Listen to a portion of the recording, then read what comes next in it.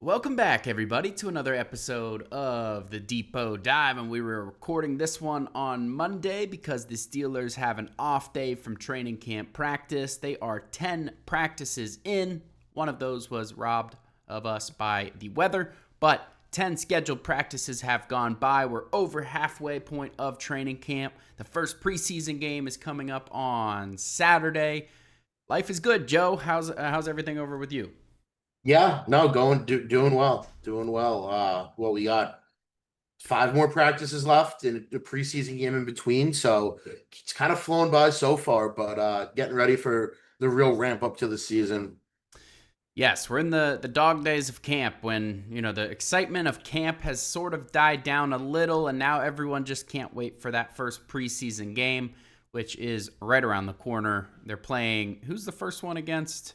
The Jaguars. That's right. They're playing the Jaguars. I would imagine, well, we'll talk about this a little bit. Our topics today, the offense struggling or the defense dominating. Which way are we going to look at that? We're going to talk about number 2 wide receiver, which has been a topic, it feels like, for the last year. We're going to give a little bit of an update there, given what's happened at camp so far. And then, of course, we will talk about the offensive line and their struggles, some of the positives, some of the negatives so far. But going back to the preseason game there, it feels like Mike Tomlin's probably going to have a lot of the starters on offense, at least, playing quite a bit. Joe, do you agree? Yeah, I do. I think especially the offensive line, maybe a few of the top receivers, maybe not a ton for DK Metcalf, maybe just a series or two. But I would not be surprised at all to see a lot of your key starters on offense get a few snaps there on Saturday. Yeah, and it sounds like Aaron Rodgers is open to playing in the preseason. We'll see if that means in the first game or not. I don't think there's been any solid indication either way on that right now. I wouldn't be opposed to at least getting his feet wet with a one drive or something. You can't. I understand, the whole season's kind of hinging on Aaron Rodgers, and you'd hate but you can't approach him scared. You can't put him in bubble wrap forever. So you're gonna have to throw him out there to the wolves eventually, and I think one drive in this first preseason game wouldn't be unreasonable, and I think that the offense needs it because what we're about to talk about. The offense has been struggling, to put it lightly, over most of training camp. I think they had one pretty solid day on Thursday last week, which was that was an unpadded practice, or they weren't doing full contact that day. It was after their first padded practice and right before Friday Night Lights, and so they kind of had like a little bit of a lighter practice, so it wasn't full contact, full pads. And the offense had its best day of camp. I think Aaron Rodgers did well, from what I could tell, and it seems like the offense was clicking in a lot of ways. But otherwise, and pretty much from that point forward, the defense has completely dominated. We're talking about a non-existent running game. We're talking about 7 shots being done over on Sunday. Joe, can you remember a time where they did 7 shots in a practice twice? That doesn't happen very often. Yeah, not off the top of my head. It's not every day that happens. I don't even know if that happens every year. And so for them to do that again tells me that Mike Tomlin was like, all right, we need the offense a chance to redeem themselves. Unfortunately, the offense did not redeem themselves. They went 1-6 the first time, 1-6 the second time, for a total of 2-12 on the day. That is ugly, Joe. Yeah, that's really not what you want to see. But at the same time, I mean, you can look at it as, hey, it's a nice positive for the defense. I mean, DK Metcalf said yesterday he thinks this is the best defense he's ever seen, and defense getting that many wins isn't really a fluke in that case. So you'd think maybe they're doing something right. I think it was Daniel Jeremiah today who said the defense is always going to be ahead of the offense at this stage. So I mean, it's not a good look for the offense, but it's not something I'm going to get too worried about yet.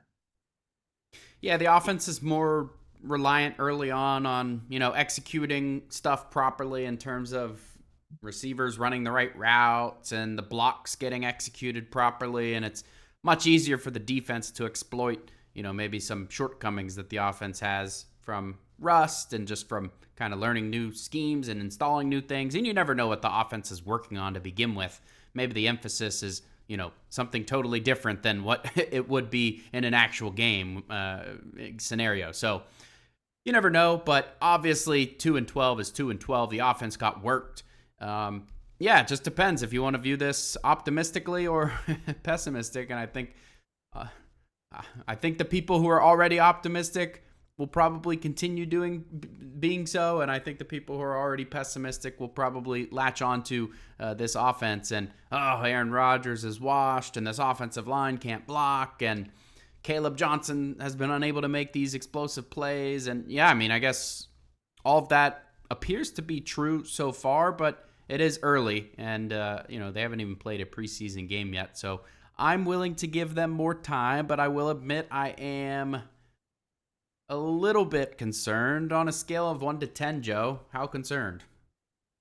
Probably a 3 right now. I just go back to last season, how discombobulated the offense looked in the preseason games. Even when Russell Wilson was back and playing against the Bills, the offense looked terrible. And they went out to a 10-3 start. They figured things out, pretty quickly. So at this point, I'm not putting too much stock into the offensive struggles. I just think it'll all come together. They're going up against one of the best defenses in the league day in and day out. I think going up against another team might be a little bit of a break for the offense, really, and maybe we'll start to see things come together. So right now, I'm not very concerned. I mean, inherently, there's a little bit of concern with a 41-year-old quarterback going to a new team without a ton of weapons and maybe questions along the offensive line. So that's why there's still some level of concern baked into it. But it's probably the same level of concern I've had since June. So it's nothing really new based off what's gone on in the Trobe. Yeah, fair. I think I would probably up that a little bit, 4 or 5 for me. I mean, I had high expectations for certain players that haven't necessarily been living up to those expectations yet. And again, it's early. We're going to talk about Roman Wilson a little bit here in a minute. We're going to talk about the offensive line. There's some things there. And I mean, there are some alarm bells at least going off in my head. And the wide receiver 2 situation is at least a little concerning to me right now. Aaron Rodgers, on the other hand, did just join the team. It was like June 10th when he signed, or June 9th or something like that, when mandatory minicamp was. And so he had 3 practices with them then. He had, probably 2 or 3 days with them in Malibu. I can't remember how long, or if they even said how long that was, but 2 or 3 days for each of those 2 instances. And then 10 practices so far, -1, 9 practices so far. Aaron Rodgers wasn't even at one of those, so 8 practices so far. So you're talking about, in total, 11 practices plus, a little workout session in Malibu for some of these guys to gel with Aaron Rodgers. And so, yeah, I think, some of the talking points from ESPN and all the talking heads on television were maybe a little overblown with Aaron Rodgers, like how bad of a teammate he is, et cetera, et cetera. I think a lot of that's been proven false. But one thing that they were right about is that, missing OTAs and, not being around the team earlier in the process is going to set him back in the development just a little bit. Now, Tom Arth just spoke to, what was that, on Tim Benz's show? Mm-hmm. And basically was saying that Rodgers hasn't missed a beat since, joining the team late. And so, that's just something he's saying, it seems to me like maybe there is a beat missing, but I guess that's just results bias, looking at it that way. So I don't know if there's anything else we want to talk about in this section. It seems like Rodgers has chemistry building up with DK Metcalf and Jonnu Smith. Maybe not as much with the rest of the people, which brings us to our next point. Number 2, wide receiver. Joe, give us a rundown. Yeah, so the last 2 days of practice, Calvin Austin III, who Zach Izani kind of appointed as a number 2 wide receiver in minicamp, hasn't practiced. Saturday, I mean, it felt like half the team got the day off. So have they said why? They have not said why. So Tomlin hasn't specifically mentioned him in any sort of injury. He's kind of done a blanket, players with bumps and bruises who we expect to return soon. So I would assume that Austin falls under that blanket, given the fact that he didn't practice on Sunday after also not practicing on Saturday. Roman Wilson, I mean, right after the Steelers traded George Pickens, we got a lot of reports that Steelers were high on Roman Wilson, expecting him to take a second-year leap. That hasn't really shown itself so far. I know Alex noted early on in camp some chemistry issues between him and Aaron Rodgers, and I know Mike DeFabo of The Athletic also pointed out that, Wilson just hasn't had the camp that, many expected. On the flip side, Scotty Miller, who, thought to be on the roster bubble, he's actually had, a very solid camp up to this point, maybe pushing for one of those last receiver spots, but not really a ton to write home about, outside of DK Metcalf in the receiver room right now, which, as we talked about, is part of the cause for concern maybe with this offense. Yeah, somewhere Russell Wilson is feeling vindicated for his incessant Scotty Absolutely. Miller praise. Scotty Miller, yeah, looking pretty good, and I think some people have said he's looked like the fastest receiver on the field at times, and that's a receiver room with a ton of speed. If they have nothing else, they have speed. I mean, Roman Wilson, very fast 40-yard dash time coming out. Calvin Austin the third, same thing. DK Metcalf, he's a bigger guy, but he's got 4.3 something speed. There is speed in that room, and Scotty Miller looks like maybe the fastest among them. So, yeah, I don't know. His path to the roster is kind of difficult.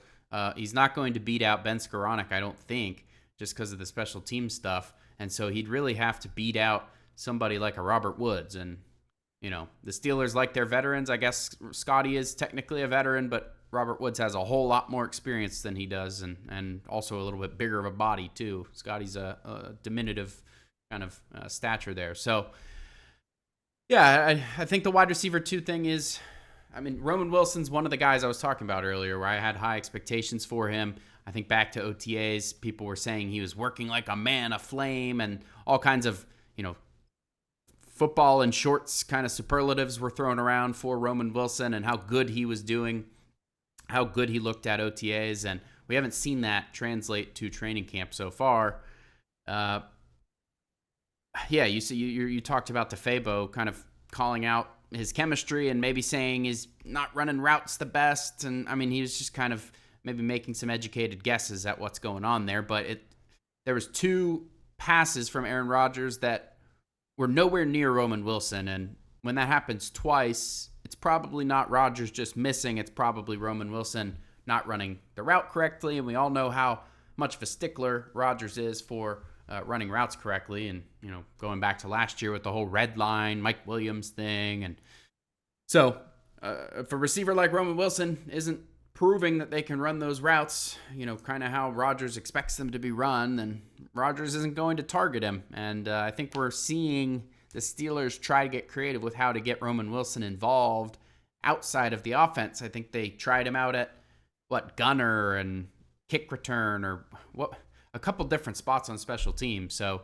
I think maybe expectations need to be tempered a little bit for Roman Wilson. And I think even when we did our stat projections a few weeks ago, both of us were more or less on the same page about Wilson probably not having a crazy second year, maybe something more in line with Calvin Austin III's second year once he returned from that injury. And so the real question is, will the tight ends be able to step up and kind of fill in that wide receiver 2 role? I think we've seen some of that from Jonnu Smith so far. I mean, am I missing something? Has Pat Freiermuth been quiet? It seems like he has been. There hasn't been a whole lot of talk about Freiermuth at all through this camp. I mean, maybe just because he's steady and doing what people expect, but there really hasn't been any sort of buzz whatsoever about Pat Freiermuth. I mean, neither good nor bad, Right. but he hasn't been a guy that has, gotten really a whole lot of attention. Through the first 4 practices, which were unpadded, Freiermuth had 3 catches on 4 targets for 11 yards, 2 touchdowns. So, the touchdown production's there, and I think we'll have to see. Alex Kozora is going to be posting his next thing of training camp stats tomorrow. Of course, training camp stats are what they are. They're training camp stats, but it'll kind of give us a indication of how much they're using him, and how much he's kind of making the most of those opportunities. And through the first 4 practices, it wasn't a ton. DK Metcalf had 13 targets over that same stretch. Even Kenneth Gainwell had 6 compared to Freiermuth's 4. So if that tells you anything, it does seem a little quiet for Freiermuth. And I think Jonnu Smith has, on the other hand, been making a little bit more noise, especially in the 7 shots drill. I think he's caught a few touchdowns. He had that big catch over Who was it he got in the fight with? Thornhill. Yeah, Juan Thornhill. He had a big catch over him in one of the team sessions. So was that a team session? Maybe a one-on-one. But regardless, a big catch over him. So he's been making noise, and it seems like Aaron Rodgers is building chemistry with him. Another guy, Darnell Washington, maybe making more noise than anyone. I mean, Darnell Washington is flying under the radar, but might be one of the MVPs of camp so far. Yeah, and it's awesome to see. I mean, he took a leap as a receiver last year, and if he can continue that this year, then the Steelers will have a legitimate three-headed monster at tight end, and especially with Washington as a red zone threat being so big. I mean, we saw week 2 last year, he had the jump ball win. I thought that was the start of, there's going to be much more of that to come. We didn't really see a lot of that last year. So maybe with Aaron Rodgers, we can see that more this year. And I mean, I'm super excited to see what Washington can do, not only as a blocker but as a receiver this year. And I think he's kind of showing that off so far early in camp that he can have that sort of big role in the passing game.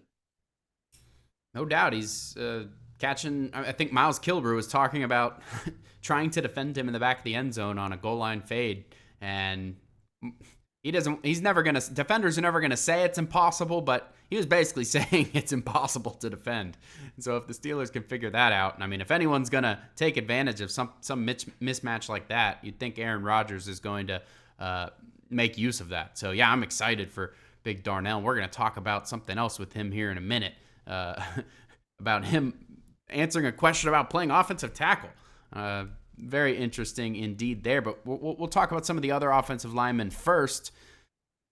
And where to start? I guess Broderick Jones injured the day before pads went on. He's since returned, but hasn't looked great overall. Calvin Anderson, one of the backup swing tackles, seems to have a more significant injury. I think Tomlin said it's going to be more than a few days, but didn't. I mean, I don't think any roster moves have been made yet. So more than a few, but less than, hopefully less than several weeks.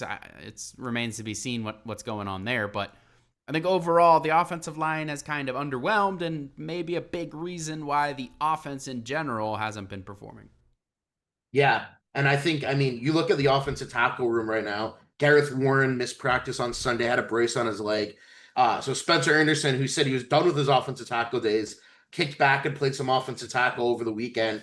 So I guess if you're counting Spencer Anderson as an offensive tackle, your room right now is you have Broderick Jones, you have Dylan Cook, and you have Troy Fautano. Those are really kind of your healthy offensive tackles. So, I mean, I wouldn't be surprised tomorrow before practice if Warren's still out, if Anderson's still out. And it does sound like at least Anderson will still be out. If we see some sort of move made, probably, will just be for camp body at this point. But I mean, if Anderson's injury is more significant, Cook was hurt last year. Who knows what you have in him? Do you trust him as a swing tackle? That could be a position where I could see the team, looking to add a veteran after final roster cut downs, especially with Jones's, shaky start to camp so far. Again, can't put too much stock in it, but he's moving to left tackle. It's supposed to be a really big camp for him, and pretty much all reports are has not looked good. I know I think Alex reported he got toasted by Alex Highsmith in one-on-one. So definitely some cause for concern with Broderick Jones. And I mean, the offensive tackle room right now, I think heading into the year, the offensive line was one of the bigger concerns on this team, and especially specifically the offensive tackles. And so far, I don't think that's changed. Yeah, and there aren't that many great options out there from what I can tell. I just pulled up kind of your free agent tackle list, and I think half of these guys on the list are retired. So that tells you one thing. A lot of them are well over 30. I mean, what are they going to bring back LaRaven Clark? The Raven Clark, Chukwuekorfor, for George Fant, like the names out. I mean, George Fant might be the best name out there, but the names out there are not very intriguing. Yeah, it's rough out there in the tackle market, and so they may have to wait until cut downs and see what's going on out there. Hopefully by then Calvin Anderson is back. I mean, maybe even look at. I mean, shoot, or do you look at making a trade? The Steelers have done everything in their power this year to fill pretty much every need to go all in this season. Are they really going to enter the year with? I mean, can you really trust the trio of Fautanu, Broderick Jones, and Dylan Cook? I think the answer is probably no on that, especially from what we've seen so far. Now, Broderick Jones struggled for most of camp when he's been healthy, but he actually had his best practice of camp yesterday. I think it was his first fully padded, full contact practice because he got injured the day before the pads went on. He was out for that first padded practice. Then they had a practice that was what happened with him? They had a canceled practice in there that he probably would have missed. And then when he came back, it was unpadded. And And he then was limited. yeah, he was limited in that practice. So I think I think Sunday was his first like fully padded, full contact practice. And so the fact that that was also his best practice is encouraging. But some of the videos that you see surfacing on Twitter of him just totally missing, totally not punching, and just kind of getting his face crossed by speed and people going back inside on him and basically not even touching these guys is concerning. But he seemed to have an okay practice yesterday. Joe, is there anything else with the offensive line stuff here? I do want to talk about this Darnell Washington offensive tackle thing. I've been waiting all episode to talk about it. Yeah, I think now's a good time to get to it because I think we've kind of covered all of the concerns and the injury stuff, and now we can have a little fun with it.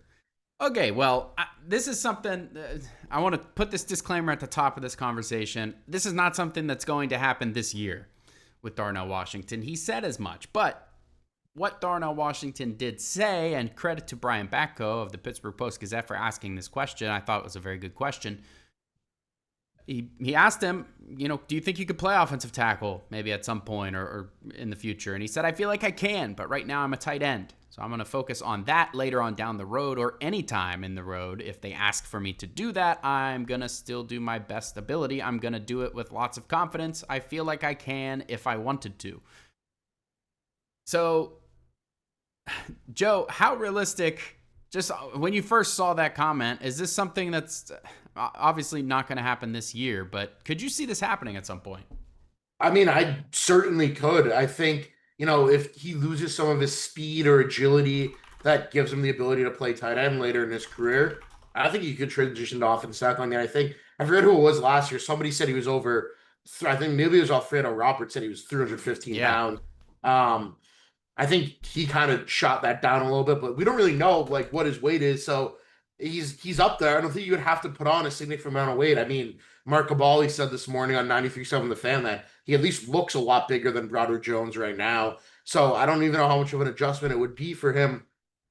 And physically, he's got the size. He's probably pretty close with the weight. It's just a technique sort of thing. And he is such a good blocking tight end. He's held his own so far, in backs on backers and the one-on-one reps that he's not backs on backers, but the one-on-one reps that he's been getting against, edges and sealing the edge. And he's done a really good job and he's been a really good blocker throughout his career. So down the line, if that skill still holds, I definitely could see, some sort of transition happening. And I don't think it would be, a huge surprise. Yeah, I think he got TJ Watt, Alex Highsmith, and maybe Jack Sawyer all in one day on backers, and I think he swept the board. I think he shut everybody down, which is absurd for a tight end to be able to do that against some of the best edge rushers in the league. So I absolutely think, I mean, I would almost prefer for this to happen at some point down the line, just because you start to look at his arm length. I think he's like 34 and an eighth or 34 and it's over 34-inch arms. So you're talking, he's got NFL tackle arm length. I think he's a little over 6'5". I think he's 6'5 and a half, somewhere in that ballpark. So he's got the height, he's got the arm length. If you believe the kind of rumors about his weight reaching 300, it's not a stretch at all to put him into that 310, 315, 320 range where he could feasibly hold up as a tackle. He's got the footwork. He's already proven to be a darn good blocker as a tight end. So I really don't see why this can't happen in the future. And if you're Darnell Washington, you should want this to happen because tight ends, for as exciting of a position as they can be, they don't get paid that much money. And tackles get paid big bucks. So if the Steelers have a need, and I have a suspicion they're going to have a need if this Broderick Jones thing doesn't work out, then why not try to develop Darnell Washington in that role rather than, kicking the can down the road, trying to find another young tackle. And by the time that tackle's developed, now you're losing some of these guys from the last offensive line rebuild. And I mean, the Steelers have really tried to have this offensive line come up together as a unit. And one way to be able to kind of keep that going if Broderick Jones fails is to just try Darnell Washington in that spot. And so I thought it was a very interesting answer, a very interesting question, and it really makes you think. I mean, the Steelers did this with Larry Brown back in, I guess, the 70s and 80s. He played, I think, 6 seasons as a tight end with that 70s dynasty, and then I think he finished out the last several years of his career as a tackle. And I think his only Pro Bowl season was as a tackle. So this is not uncharted territory. This has been done before. And why not Darnell Washington? Could be a very fun experiment, especially if as you said, the Broderick Jones doesn't work out. It could be a great way to keep this group together. Yeah, sub out one Bulldog for another. And I mean, shoot, you find a starting tackle in he was the end of the 3rd round, I think he fell to. That would be good business. And I mean, for as much as I like him as a tight end, and I think he's a matchup nightmare, I do kind of question how much they're going to be able to use him with guys like Pat Freiermuth around for the foreseeable future. You got Jonnu Smith this year. So if you're not going to use him properly as a tight end, as a weapon, then yeah, I mean, he's basically already a tackle anyways. So I am all for it. I don't know when, but some point down the road. He's entering year 3 of his rookie contract. So after this year, they would potentially give him a contract extension. He'd be with the team for 2 more years regardless. But next year would be when they think about giving him an extension. And, if they don't pick up that Broderick Jones 5th-year option, you better be trying to extend Darnell Washington just in case he could be your next tackle. Absolutely. All right, Joe, we don't have any questions today from listeners. Usually they call us on Monday evening to leave those questions, and we filmed this episode early. So sorry if you are listening to this and you did leave us a question. We'll answer that next week, and there'll be plenty more to talk about because the Steelers will have played their first preseason game by then against the Jaguars. If you do want to leave a message, 412-254-3145. That's at the bottom of the screen and in the show notes if I spoke too fast. But you can leave us a voicemail. You can text us. Just tell us your name, where you're from, and a brief question for us to answer on a future episode. That is all. I am Ross. That is Joe, and we will catch you guys next time.